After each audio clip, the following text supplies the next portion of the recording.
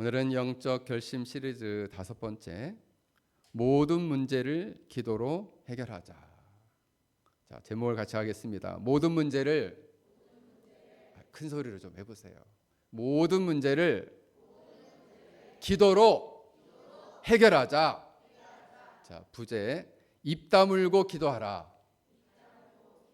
입 다물고 기도하라. 시편 4편은 다윗의 시로 되어 있습니다. 전통적으로 시편 3편과 4편이 연결되어 있다고 보는데, 그의 다윗의 아들 압살론이 반역한 다음에 아침에 드린 기도는 시편 3편이고 밤에 드린 기도는 시편 4편이다. 보통 전통적으로 그렇게 해석을 합니다. 시편 3편을 보면은 사실 다윗은 큰 고난을 당했습니다. 그 고난은 단순히 정치적 군사적 위기뿐만 아니라 가정의 큰 위기였어요. 가장 사랑했던 아들 압살롬이 반역을 일으켜서 많은 군대를 이끌고 자기를 죽이려고 쫓아오는 과정 가운데 있었습니다. 가장 사랑했던 아들에게 배신을 당했고, 그리고 아들에게 배신을 당하자 많은 백성들이 이 왕에게 마음이 떠나기 시작했어요. 그리고 사람들이 다윗을 향해서 말하기 시작했습니다. 하나님이 다윗도 버리셨다. 그는 하나님께 구원을 받지 못한다. 조롱했습니다. 뿐만 아니라 만약 하나님이 너를 도와주신다면 네가 이 모양 이 꼴로 아들에게 쫓겨서 도망가는 것이 말이 되냐. 하나님이 너를 버리셨기 때문에 너는 이와 같은 인생을 살게 되고 있다. 이런 고통을 받고 있다라고 헐뜯고 험담하고 조롱하였습니다. 다윗은 사실 엄청 마음이 아프고 고통스럽고 너무너무 괴로웠을 것입니다. 그때 다윗은 사람들의 말에 무너지지 않고 시편 3편을 보면 여호와여 주는 나의 방패시요 나의 영광이시요 나의 머리를 드시는 자입니다 라고 고백하고 있습니다. 많은 사람들이 그를 둘러싸서, 천만인이 그를 둘러싸서 천만의 대적이 그를 공격할 때에 하나님께서 나의 방패가 되어주신다라고 고백하고 있습니다. 그런데 이러한 고난은 하루아침에 끝나지 않았습니다. 많은 날들이 지나고 밤이 되어도 아침을 지나서 낮을 지나서 밤이 되어도 환경과 상황은 여전히 그대로였어요. 아들은 계속해서 자신을 쫓아오고 있었고 백성들의 마음은 돌아오지 않고 있었고 자기 마음 안에는 너무나 큰 고통이 자기를 찌르고 있었다는 거죠. 마음으로 이렇게 생각하는 거죠. 이 수많은 문제들, 이 수많은 고난과 어려움 속에서 내일은 어떻게 될까? 압살롬은 나를 어디까지 쫓아올까? 백성들은 과연 다시 나에게 마음을 열고 나에게 돌아올 수 있을까? 내가 과연 저 왕궁으로 다시 돌아가서 이 도망자의 길을 벗어나서 왕궁으로 돌아갈 수 있을까? 이렇게 밤이 되었을 때 이 수많은 생각들이 그를 짓누르고 있었다는 거죠. 그런데 다윗은 정말 이 문제가 하나가 아니잖아요. 문제가 너무 많아요. 너무나 비참한 상황이고 이 문제가, 이 어마어마한 문제들이 자기를 짓누르고 있었다는 거죠. 이때에 그는 오늘 시편 4편에서 그 고난의 밤에 낙심하고 절망하고 누군가를 원망하고 비난하지 않고 그는 묵묵하게 하나님께 나아가 기도하였다는 거예요. 그래서 오늘은 그가 그 고난 중에 기도하는 밤에 그가 고백하는 시다라고 오늘 시편 4편에 대해서 말씀드릴 수 있습니다. 오늘 이 시편 4편을 통해서 고난의 밤에 하나님께 기도하는 믿음이 무엇인지 여러분들이 깨닫는 복된 이 시간 되기를 주의 이름으로 간절히 축원합니다.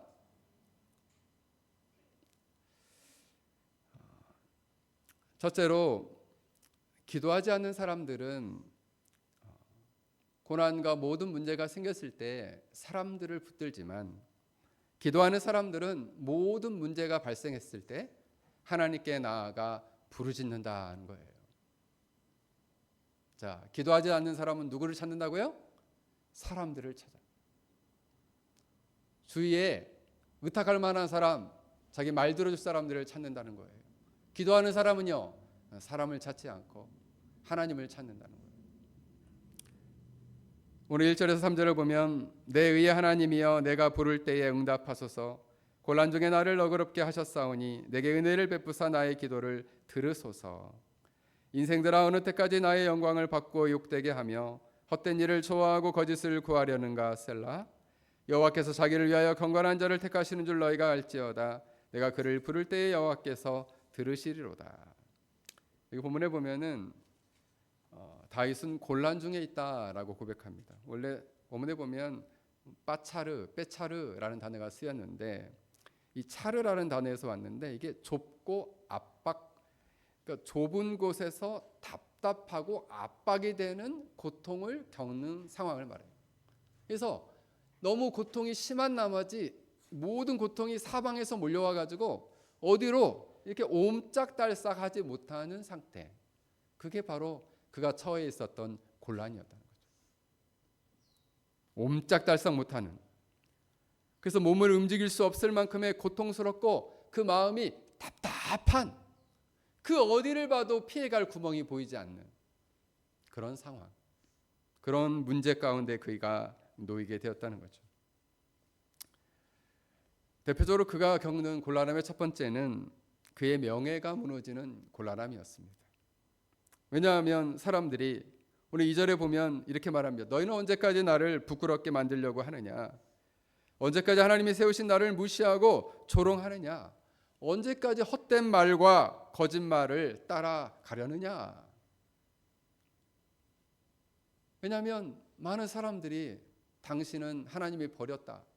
당신은 하나님의 구원을 받지 못한다. 만약 하나님이 너를 도와줬다면 당신이 왜 이렇게 아들에게 쫓겨서 도망자 신세가 됐겠느냐? 네 인생이 참 가련하다. 사람들이 그를 조롱하고 그를 험담하고 비난했다는 거예요.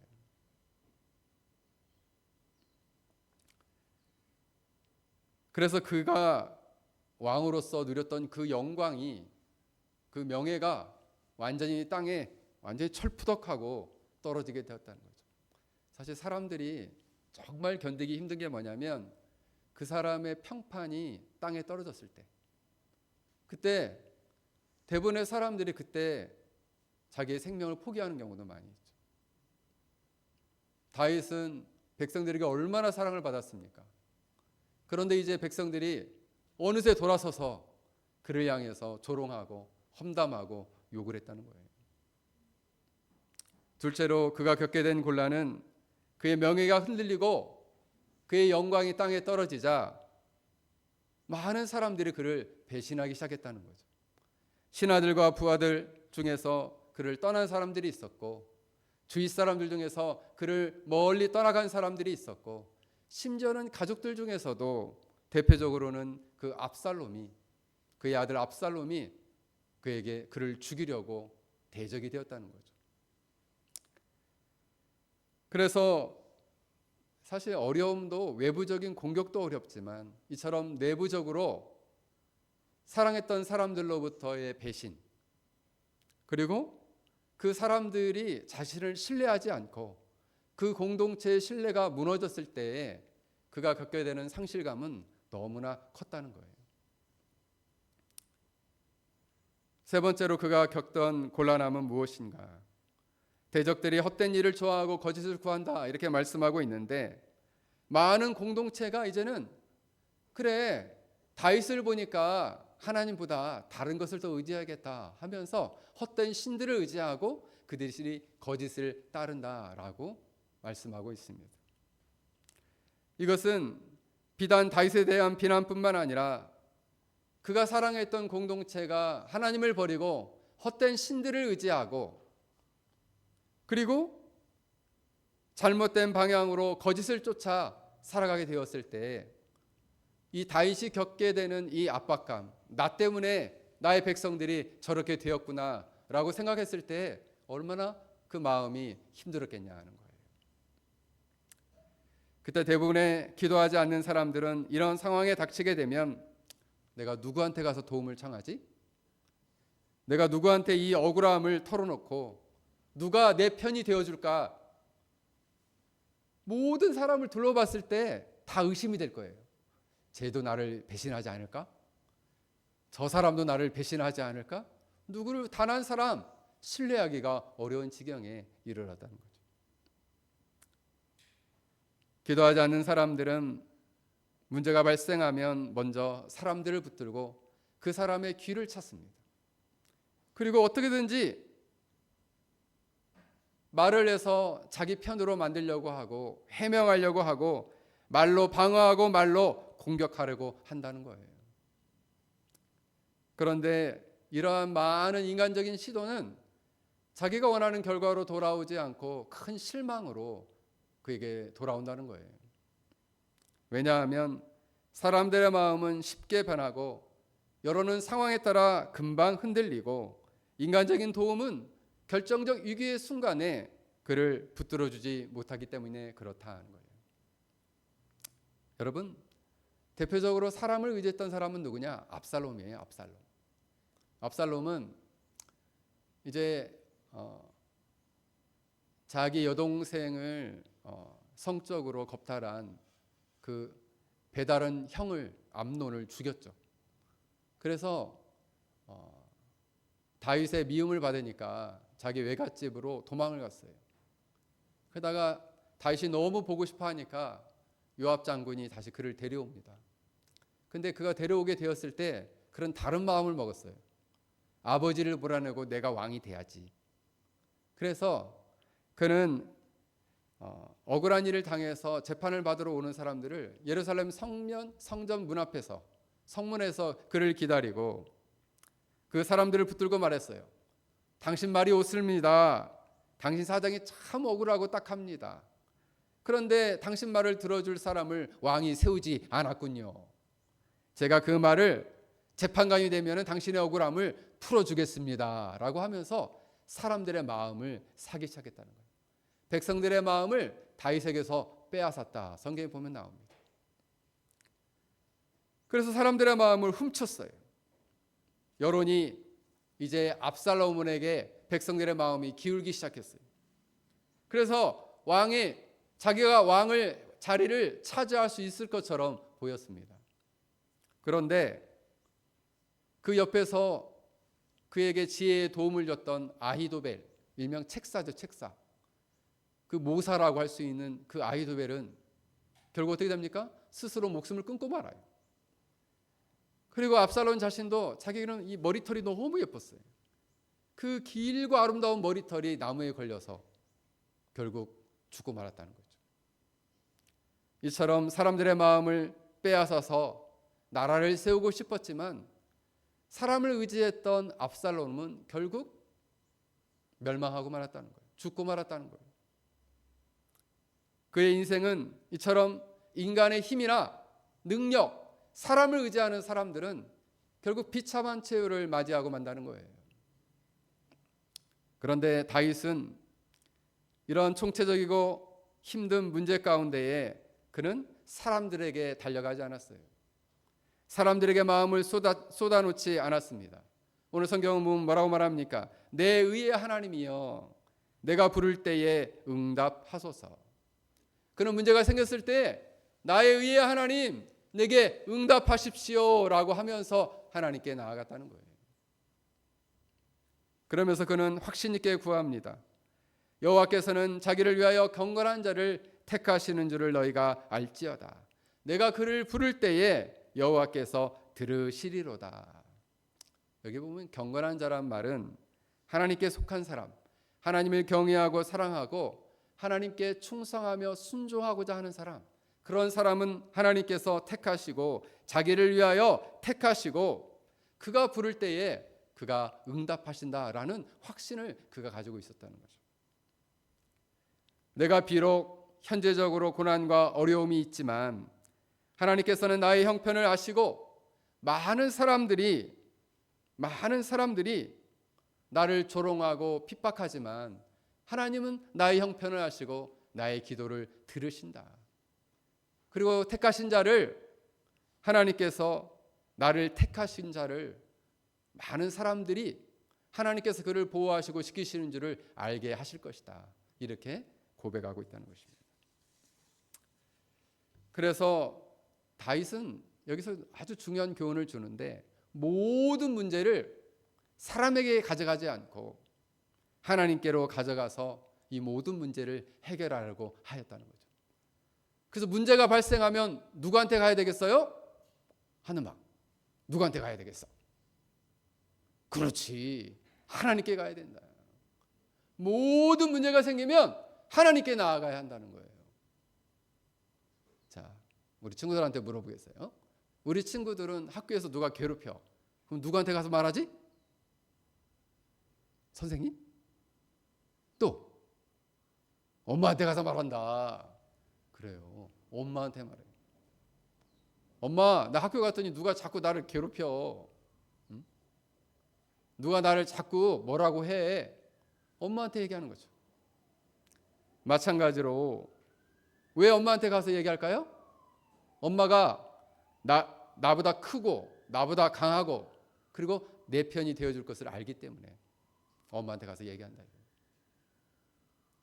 마찬가지로 믿음의 사람들은 고난과 어려움이 생겼을 때, 곤란 중에 모든 문제가 발생했을 때 하나님께로 나아가서 기도한다는 거예요. 왜냐하면 오늘 성경에 보면 의의 하나님, 바로 하나님이 의로운 재판관이시기 때문이다. 하나님께서 우리의 중심을 보시고 상황을 바르게 판단.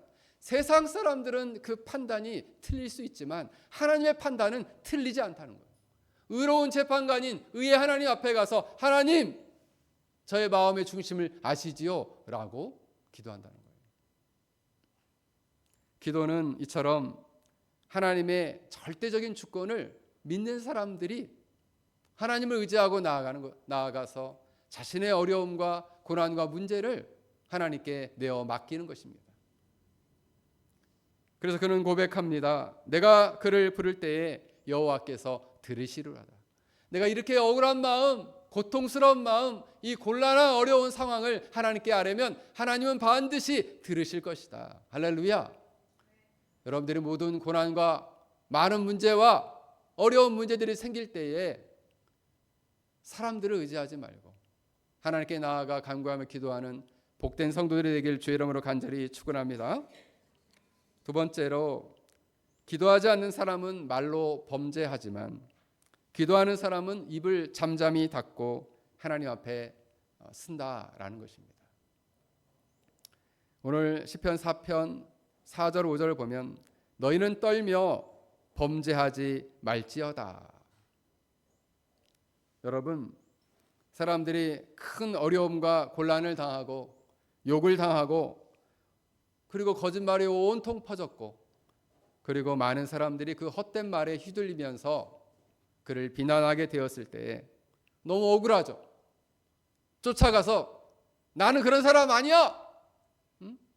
니네 똑바로 알아 하면서 자기를 해명하고 싶고 다른 사람을 비난하고 싶고 싸우고 싶은 마음이 굴뚝 같았을 거예요. 그때 다윗은 말합니다.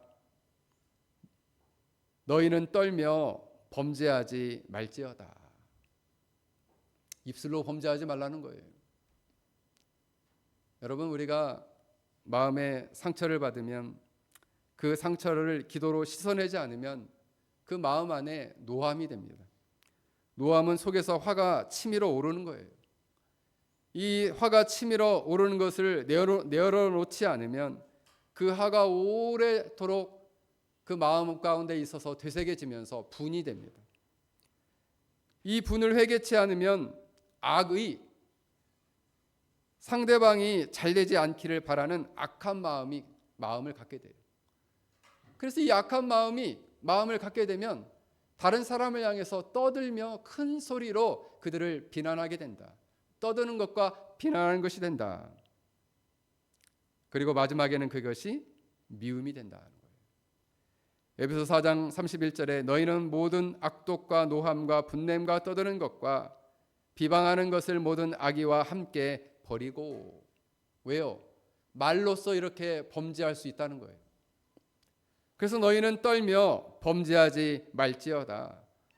형제를 미워하는 자는 요한일서 3장 15절에 살인하는 자니 그 살인하는 자마다 영생이 그 속에 있지 아니하는 것을 거하지 아니하는 것을 너희가 아는 바라.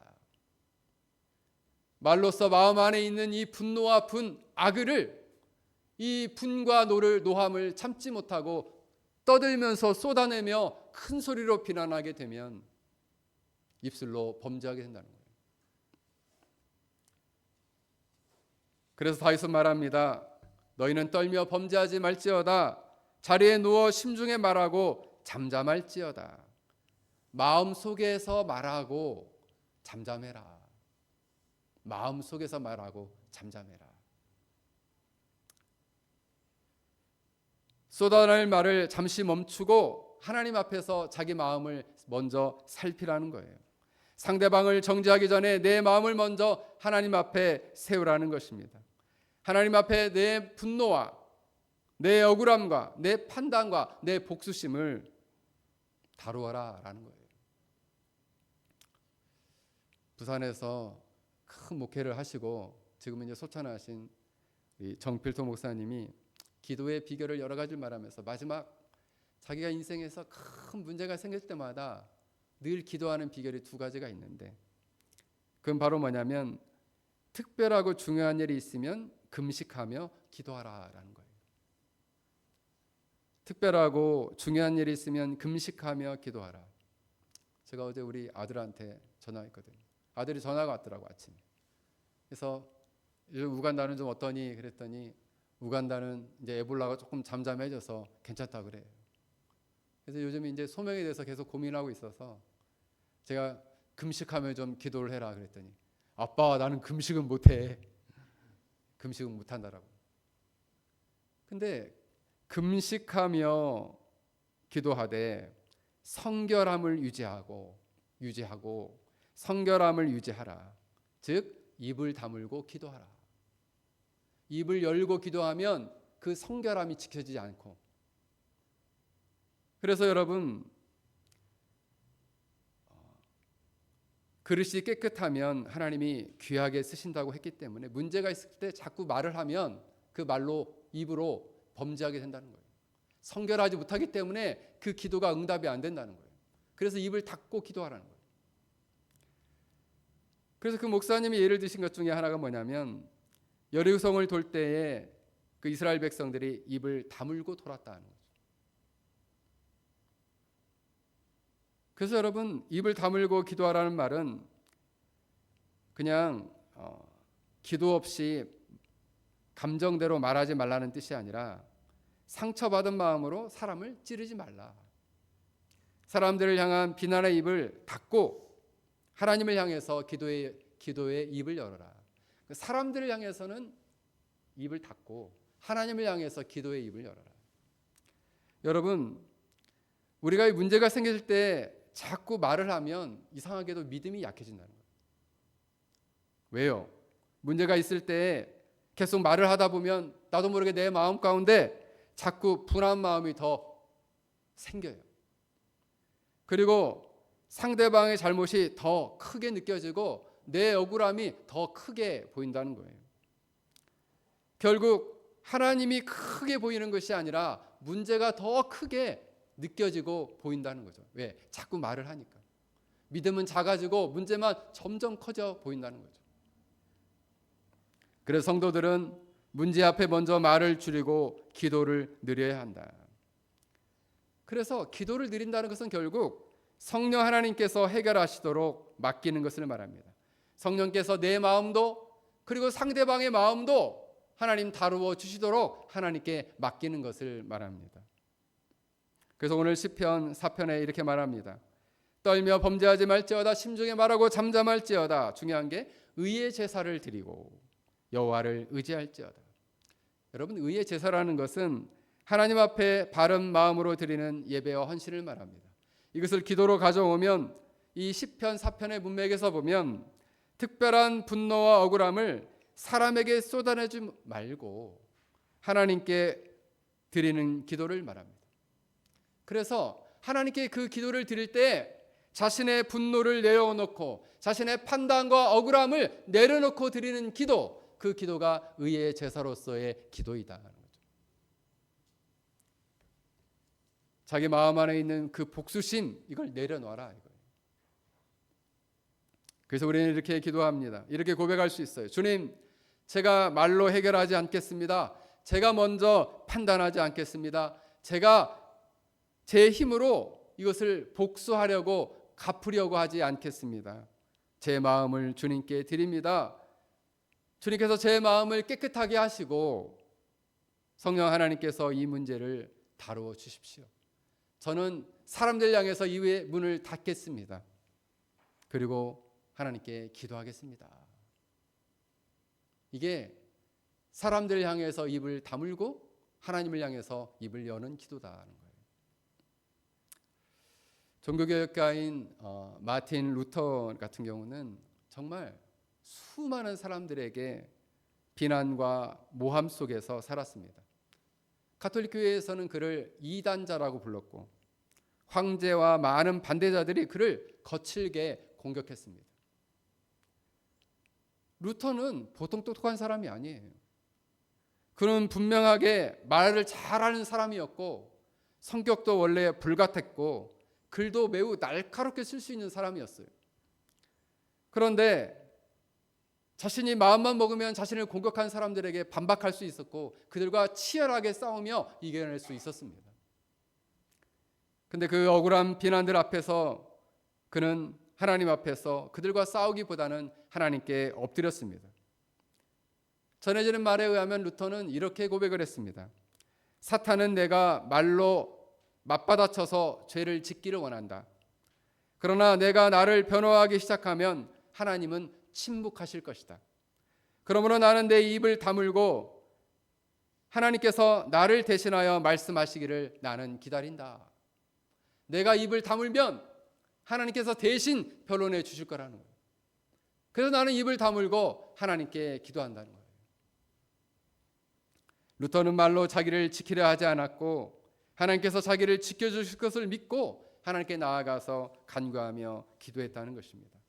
사랑하는 성도 여러분, 여러분의 삶 속에서 원치 않는 많은 고난과 어려움, 억울한 말과 비난과 조롱을 들었을 때에 여러분 스스로 변명하거나 해명하려고 하지 말고 입을 닫고 하나님께 나아가 간구하며 기도함으로 하나님이 여러분의 인생 가운데 놀랍도록 역사하시는 그런 은혜를 경험할 수 있기를 주의 이름으로 간절히 축원합니다.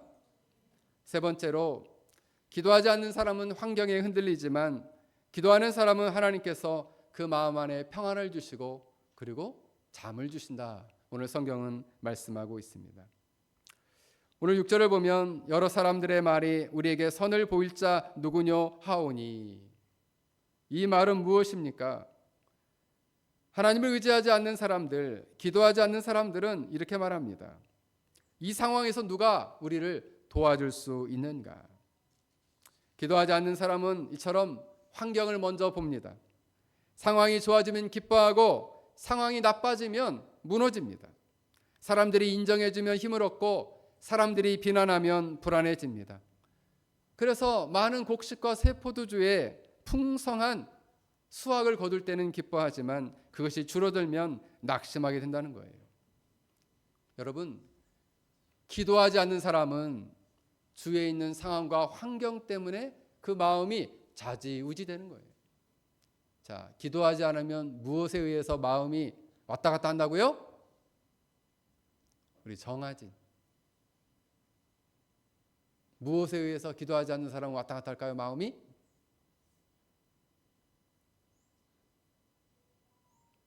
우리 성준이.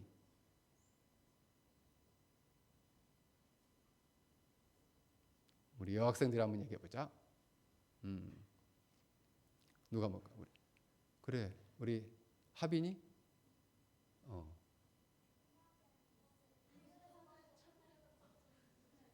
지금 이제 딴 거 신경이 안 쓰고 지금 동화뱀 떨어진 게. 자, 환경에 의해서 사람들이 기도하지 않으면 왔다 갔다 하게 된다. 그런데 다윗은 6절 하반절에 이렇게 기도합니다. 여호와여, 주의 얼굴을 들어 우리에게 비추소서. 다윗은 좋은 환경을 구하지 않았습니다. 다윗은 하나님의 얼굴을 구하였다는 거예요. 여러분, 하나님의 얼굴을 구한다는 것은 하나님으로부터 부어지는 은혜의 빛을 구하였다. 하나님으로부터 부어지는 하나님의 하늘문을 활짝 여시고 그 한 사람에게 하나님의 은혜와 은총이 부어지기를 그는 기도했다는 거예요. 그 얼굴빛을 나에게 비춰 주십시오. 그 은혜의 빛, 은총의 빛을 나에게 열어서 비춰 주십시오. 저는 요즘 우리 penang 열린교회 위에 하나님의 은총과 은혜의 빛이 비춰지기를 위해서 기도하고 있습니다. 그 은혜가 있어야 돼요. 은총이 있어야 돼요. 그래서 다윗은 이렇게 고백합니다. 주님, 사람들은 선을 보일 자 누구냐고 말합니다. 사람들은 그래서 절망하고 불안해합니다. 그러나 주님, 저는 주님의 얼굴을, 하나님의 얼굴을 구합니다. 주님의 은총과 은혜를 비춰주시고 임재를 저에게 비춰 주십시오. 임재를 저에게 보여주십시오 라고 그는 기도하고 있습니다. 그러므로 그는 7절에 고백합니다. 주께서 내 마음에 두신 기쁨은 그들의 곡식보다 새 포도주가 풍성할 때보다 더하니이다. 여러분, 참 이상한 일입니다. 어떻게 지금 곤란이 끝나지 않았고 많은 문제가 해결되지 않았는데 어떻게 그 마음 안에는 그가 1년 내내 수확했을 때의 그 기쁨보다, 곡식을 수확했을 때의 그 기쁨보다, 포도를 수확해서 얻었던 그 기쁨보다 더 큰 기쁨이 그 마음 안에 있다라고 그는 고백하고 있습니다. 이것이 바로 기도의 신비이다라는 거죠. 곤란한 상황은 하나도 안 바뀌었어요. 여전히 압살롬이 자기를 죽이려고 쫓아오고 있었고, 수많은 백성들이 자기를 조롱하고 비난하고 있었고, 많은 부하와 신하들이 자기를 배신하고 있었지만 이상하게 그 마음 가운데 하나님께서 기쁨을 허락해 주셨다는 거예요. 그래서 여러분, 기도는 놀라운 신비 가운데 어떠한 것을 바꿔주시느냐. 첫 번째로, 하나님은 기도하면 내 마음이 달라지도록 하신다는 거예요. 처음에는 분하고 억울하고 답답해서 하나님께 나갔지만 하나님께 기도하다 보면 하나님께서 그 답답한 마음, 억울한 마음, 돌처럼 굳어지는 그 단단하고 강팍한 마음을 부드럽게 하시고, 이 상황 앞에 흔들리고 세차게 흔들리는 마음을 하나님께서 붙들어 주시고, 답답하고 어두웠던 그 마음 안에 이렇게 빛을 찬란하게 비춰주신다는 거예요. 할렐루야. 둘째로, 이 기도는 문제를 보는 눈을 바꾸어 주신다는 것입니다. 기도하기 전에는 문제가 크게 보였고, 사람의 말이 크게 들렸고, 상황이 두렵고 무섭게 느껴졌고, 사방이 막힌 것처럼 보였지만, 기도를 하면 하나님이 보이시고 문제보다 더 크신 하나님이 이 사방이 꽉 막힌 내 형편을 아시고 나를 버리지 아니하시는 하나님이 보인다는 거예요. 문제는 여전히 있지만 그 문제를 바라보는 눈이 달라지게 된다는 거예요. 셋째로, 기도하게 되면 불안은 믿음으로 바뀌고 원망은 감사하는 마음으로 바뀌게 된다라는 것입니다. 기도하지 않으면 나 이거 어떡하지? 이 어려움과 이 억울함, 이 고통과 이 곤란 어떡하지? 누가 나를 도와주지? 라고 그 마음 가운데 원망과 불안과 두려움이 가득 차지만, 하나님께 기도하면 그래, 하나님이 나의 상황을 아신다, 내 기도를 들으시고 그리고 내 삶 가운데 역사하신다라는 믿음이 그 마음 가운데 가득히 채워진다는 거예요. 주님, 이 모든 문제는 제가 해결할 수 없습니다. 주님, 제가 주님 사랑하는 줄 아시지요? 주님, 정말 내가 주님 감사합니다. 그런데 주님 죄송합니다. 주님, 이 모든 문제를 좀 부탁을 드립니다. 주님, 이 모든 문제를 주님 해결하여 주십시오. 모든 것을 주님 맡겨드립니다. 저 매일 새벽마다 이 5가지를 기도하는 거죠. 예수님, 자 따라서 하겠습니다. 예수님, 사랑합니다. 크게 좀 해봐요. 예수님, 사랑합니다. 예수님, 감사합니다.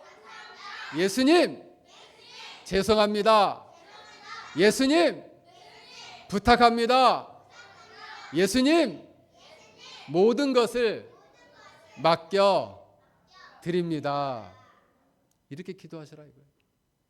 기도 제목 하나하나를 넣어서 기도하세요. 믿음 없음을 죄송해 하시고, 사람을 찾았던 것을 회개하시고, 환경을 탓했던 것을 회개하고, 원망했던 것을 회개하고, 그럼에도 불구하고 하나님, 저는 주님을 사랑합니다. 감사합니다.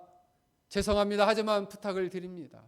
이런 문제가 있는데 제 힘으로는 안 됩니다. 주님, 이 모든 것을 맡겨드리니까 제발 좀 도와주십시오 라고 여러분 기도하시라는 거예요. 오늘 8절에 다윗은 이렇게 고백합니다. 내가 평안히 눕고 자기도 하리니 나를 안전하게 살게 하시는 이는 오직 여호와이시니이다. 할렐루야. 내가 평안히 눕고 자기도 하리니. 여러분 상황을 보세요. 다윗이 평안히 눕고 잘 수 있는 상황이에요? 아니에요. 그런데 어떻게 이렇게 평안히 눕고 잘 수 있을까요? 하나님께 모든 걸 맡겼으니까. 하나님을 의지하고 하나님께 이렇게 기도로 나아가서 모든 것을 부탁하고 맡겨드렸기 때문에 평안히 자고 눕기도 한다는 거예요. 나를 안전하게 살게 하시는 이는 오직 누구시다? 여호와 하나님이시다. 할렐루야. 여전히 그는 억울함 속에 있고, 여전히 그는 쫓기는 위기 속에 있고, 여전히 그는 아들이 자기를 반역해서 자기를 죽이려고 하는 상황 가운데 있지만, 그를 많은 사람들이 떠나 있지만 그는 고백합니다. 모든 자가 다 떠나도 나를 안전히 살게 하시는 이는 오직 여호와 하나님이시다. 그는 이렇게 고백하고 있다는 거예요. 존 웨슬리 목사님이 이제 영국과 또 미국을 다니면서 설교를 하시고, 그리고 많은 영적 대각성 운동의 주역으로 사역을 하셨는데, 그분이 이제 영국에서 미국의 조지아주로 배를 타고 갔는데, 배를 타고 이동하는 시간이 꽤 오래 걸리잖아요. 그런데 그렇게 가다가 폭풍을 만나게 된 거죠. 근데 여러분, 폭풍을 안 봐서 하는데 저는 처갓집이 진도잖아요. 가끔씩 이 바다에 가보면은 바람이 칠 때가 있어요. 그러면 진짜 이 파도가 너무너무 무서워요. 그냥 치는 정도가 아니라 이 배가 막 쪼개질 정도로 치는 거예요. 그래서 금방 이게 이게 뒤집어질 것 같은 거예요. 그때 막 사람들이 엄마야 나 살려라, 엄마를 부르는 사람도 있고, 아빠를 부르는 사람도 있고, 어떤 사람은 막 통곡해서 막 펑펑 우는 사람도 있고, 야 이거 이제는 나 죽었구나 라고 하는 사람들이 막 배에서 곳곳에 나타나기 시작했어요. 그때 목사였고, 그리고 탁월한 이 설교자였던 이 웨슬리 목사님도 두려웠어요. 무서웠어요. 마음이 흔들렸어요. 아이고, 내가 머리로 하나님을 믿는다고 하지만은 그 마음 안에 있는 이 두려움을 어떻게 없이 막 손발이 떨리면서 두려웠습니다. 그런데 그 앞에 보니까 독일에서 온 개신교 신자들이 있었는데, 그 당시에 그 신자들을 모라비안 교도라고 불렀어요. 이 사람들은 기도와 찬송, 선교, 경건생활, 특히 경건주의자들인데, 그리스도의 보혈, 십자가의 사랑을 매우 강조했던 사람들이에요. 이 사람들은 어른들도 있었고, 어린아이들도 있었고, 노인들도 있었는데, 이상하게도 폭풍이 몰아치는 가운데 하나님을 찬양하고, 그리고 하나님을 찬양하며 노래하고 있었습니다. 폭풍이 몰아쳐서 그들이 금방 죽게 생겼는데 하나님을 찬양하고 있더라 이거예요. 웨슬리 목사님은 너무 큰 충격을 받았습니다. 왜 저 사람들은 저렇게 폭풍이 치는데 평안할 수 있는가? 나도 하나님을 믿는 사람인데, 나도 목사고, 나는 목회자인데, 나는 이렇게 두렵고 무서운데 어떻게 저 사람들은 죽음 앞에서 저렇게 찬송할 수 있는가? 얼마 지나서 폭풍이 그치고 풍랑이 잔잔해지고 위기를 넘겼습니다. 그때 이 웨슬리 목사님이 찾아가서 물었어요. 당신들은 어떻게 이 폭풍 속에서도 두려워하지 않고 저 어린아이, 우리 하느미처럼 이렇게 어린아이 같이 이렇게 작은 아이들도 어떻게 이렇게 평안하게 그 폭풍 속에서 풍랑 속에서 하나님을 찬양할 수 있었습니까? 그때 그들이 이렇게 대답했습니다. 우리는 이미 우리의 생명도 우리의 죽음도 모든 것을 하나님께 맡겼습니다. 죽음이 와도 우리는 주님의 손 안에 있으므로 우리는 두려워하지 않았습니다. 이 말이 웨슬리 목사님의 마음을 깊이 흔들었습니다. 그래서 그가 이렇게 생각했어요. 하나님, 나는 아직 하나님을 머리로만 믿고 있었습니다. 나는 아직 내 생명까지도 하나님께 맡기지 못했습니다. 나는 풍랑 속에서 내 믿음의 실체를 보게 되었습니다. 사랑하는 성도 여러분, 믿는 사람들도 인생을 살다 보면 원치 않는 폭풍과 풍랑과 같은 큰 어려움과 문제가 여러분에게 닥칠 수 있다는 것입니다. 중요한 것은 풍랑이 있느냐 없느냐가 아니라 풍랑 앞에서 우리가 무엇을 바라보느냐라는 거죠. 기도하지 않는 사람은 풍랑만 바라보고 환경만 바라보고 두려워하며 절망하며 누가 나를 도와줄까 하며 사람을 찾는다는 거예요. 하지만 기도하는 사람은 풍랑 속에서도 하나님을 바라보고 내 생명도 내 가정도 나의 모든 문제도 하나님께 맡겨드립니다 라고 말하며 하나님께 나아간다는 거예요. 사랑하는 성도 여러분, 여러분이 풍랑과 같은 인생의 문제를 만났을 때 절망하고 낙심하지 말고 풍랑 너머의 그 풍랑을 다스리시는 하나님을 바라보며 믿음으로 승리할 수 있기를 주의 이름으로 간절히 축원합니다. 오늘 말씀을 생각하며 우리 함께 같이 기도하겠습니다. 우리가 이처럼 모든 문제